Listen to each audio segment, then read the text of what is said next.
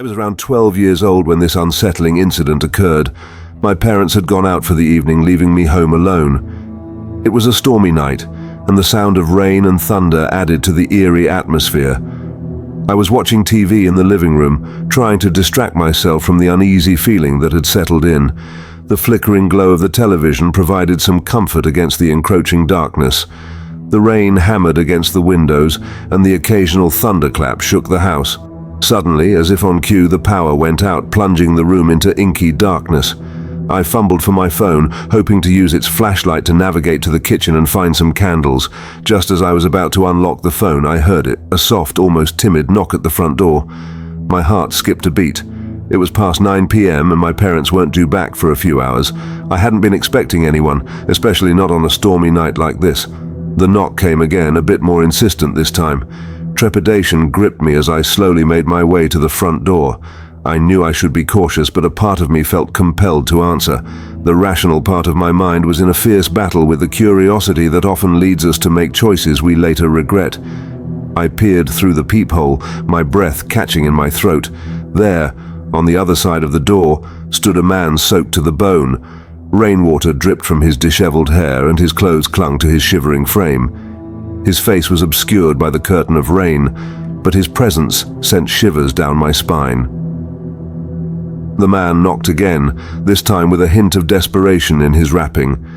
The rain showed no sign of letting up, and I couldn't fathom how someone could be out there in this dreadful weather. But the unease I felt was stronger than my sympathy for the stranger.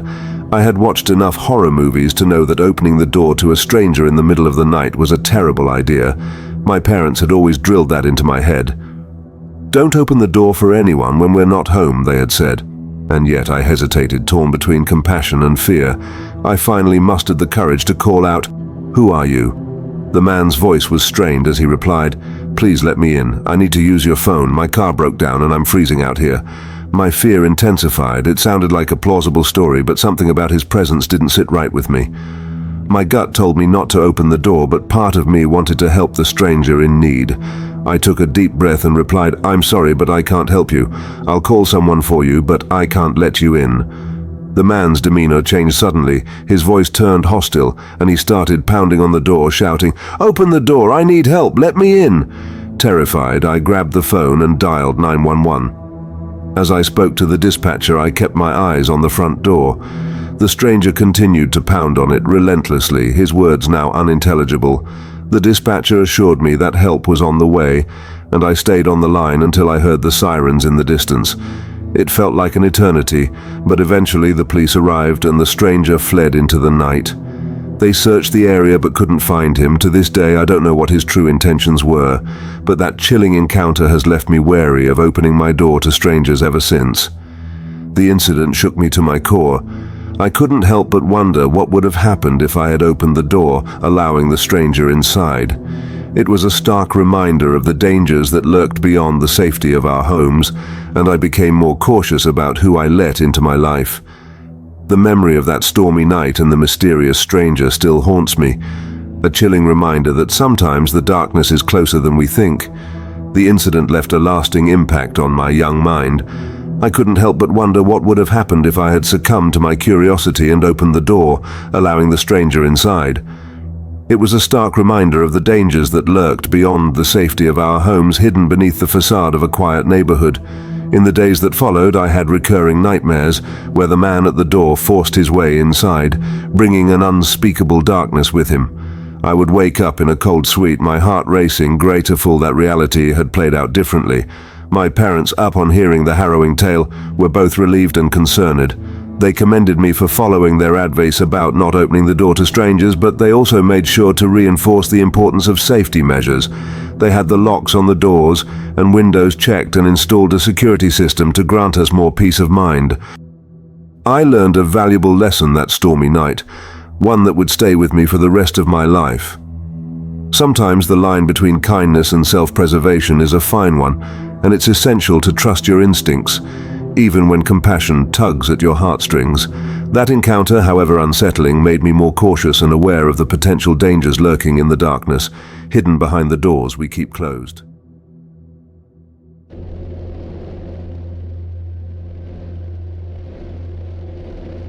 It was a quiet evening and I was home alone at the age of 14. My parents had gone to a family gathering and I had the house to myself. As the sun dipped below the horizon, I settled in the living room, ready to enjoy a peaceful night. I turned on the TV to keep me company, but as I watched I began to hear faint whispering voices. At first I thought it was coming from the television, but when I muted it, the voices persisted. They were soft, like a murmur, but I couldn't make out what they were saying. Panic welled up inside me as I realized the voices were coming from inside the house. I got up and began searching room by room, but the whispers seemed to elude me, staying just out of reach. The voices grew more distinct and I could hear them forming words, although they remained unintelligible. They seemed to be emanating from the walls themselves. I could feel a chilling presence in the house, as if someone or something was trying to communicate with me. Desperate for answers, I called my parents and told them about the eerie voices. They advised me to leave the house immediately and wait outside until they returned. I rushed out, my heart pounding with fear. The night air was cold and unforgiving, but I dared not go back inside. I waited on the porch, clutching my phone tightly, and watched as the minutes ticked by. As I stood there, I could still hear the whispers growing louder and more insistent.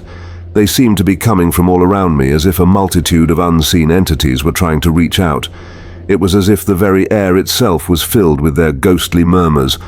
Time stretched on and my fear deepened. My parents had said they would be back soon, but it felt like an eternity. The darkness of the night seemed to press in on me, and I was acutely aware of being utterly alone, save for the eerie voices that surrounded me. Finally, the distant sound of a car engine broke the silence, and I saw the headlights of my parents' vehicle approaching. Relief washed over me as they pulled into the driveway. I rushed to them, explaining the haunting experience that had driven me from the house. My parents, though concerned, tried to reassure me that it might have been a strange acoustic phenomenon, a trick of the wind or the house settling. But I could see the unease in their eyes, a flicker of doubt that mirrored my own. Together, we cautiously re-entered the house, and as we did, the voices abruptly ceased. It was as if they had never been there, leaving us in bewildered silence. We searched every room, the attic and the basement, but there was no sign of an intruder or any rational explanation for the phenomenon. I recounted my experience to my parents once more, and this time they seemed more inclined to believe me. My mother in particular had a thoughtful look on her face, as if she had heard something she couldn't quite put into words. In the days that followed, I couldn't shake the feeling that there was more to the whispers than met the ear. The voices, though unintelligible, had conveyed an overwhelming sense of desperation and sorrow. They had left me with a lingering unease, a chilling reminder that the boundary between the living and the supernatural was not as solid as we would like to believe. My parents, too, began to sense a shift in the atmosphere of our home. They described waking in the middle of the night to faint whispers in the hallways, the feeling of being watched, and an inexplicable drop in temperature in certain rooms. It was as if the entity that had whispered to me had decided to make its presence known to all of us. We decided to seek the help of a paranormal investigator, someone experienced in dealing with the supernatural. The investigator conducted a thorough examination of the house, using specialized equipment to detect any anomalies. During the investigation, we all gathered in the living room, a sense of trepidation hanging heavy in the air. The investigator was focused, his demeanor serious, as he swept the house for any signs of paranormal activity. As the hours passed, the investigator's equipment registered fluctuations in temperature, electromagnetic fields, and unusual energy patterns. The atmosphere in the room grew tense, and I could see that he was onto something. Finally, as the investigator was examining the hallway where I had first heard the whispers, he paused. His face paled and he gestured for us to gather around. He played back a recording from his digital voice recorder, and there, amidst the electronic static, we heard it. The faint mournful whispers that had haunted me, now audible to all. The investigator explained that the whispers were indeed of a paranormal nature, the residual echoes of spirits trying to communicate. He believed that the house had a history, one that had left a lingering presence, and that these spirits were desperately trying to convey a message.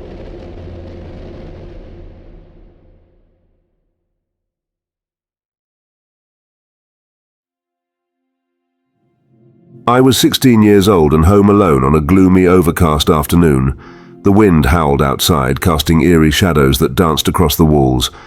I had always been a bit of a skeptic when it came to the supernatural, but what happened that day would change everything. As I sat in my room, engrossed in a book, I began to notice strange movements out of the corner of my eye. Shadows that didn't correspond to anything in the room darted across the walls. At first, I dismissed it as a trick of the light, but the movements grew more distinct and deliberate. I put my book down, feeling a shiver crawl down my spine. I stared at the walls, my heart pounding, as the shadows seemed to take on a life of their own. They twisted and contorted, forming eerie, elongated shapes that defied explanation. Fear gnawed at me as I watched the shadowy figures, wondering if I was losing my mind. I grabbed a flashlight and swept it across the room, trying to dispel the darkness. But the shadows persisted, undeterred by the light. In a state of growing dread, I left my room and explored the house. The strange shadows followed me, flitting from wall to wall. I couldn't escape them, and I couldn't find any rational explanation for their presence. As the day wore on, the shadows grew bolder, their movements more purposeful. I couldn't deny that they seemed to be directed at me. They cast sinister shapes on the walls like elongated, gnarled fingers reaching out to grasp me. I called my parents, who were on their way home, and told them about the unsettling shadows. They assured me that it was just a product of my imagination, perhaps a trick of the weather and the dim light. But I couldn't shake the feeling that there was something more to it.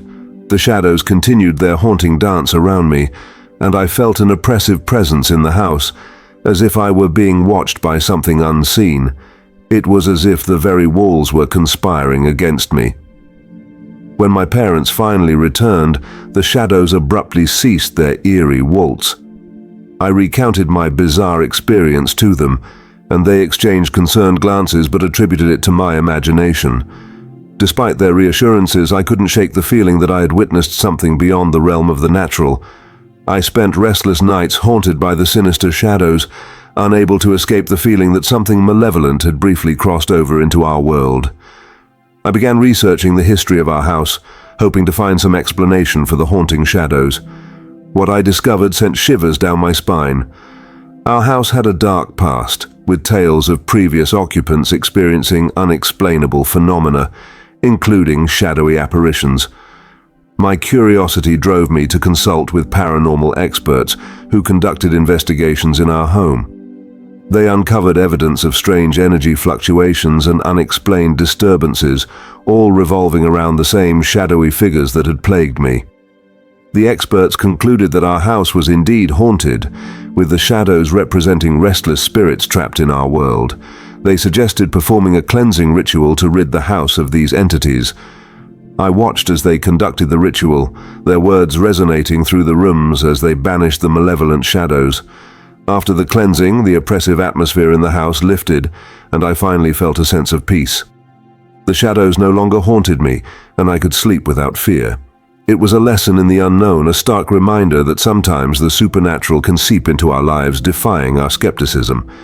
The experience changed my perspective on the unexplained, leaving me more open to the mysteries of the supernatural world. It taught me that sometimes shadows can be more than mere tricks of the light. They can be portals to the unknown, harboring secrets and entities beyond our comprehension.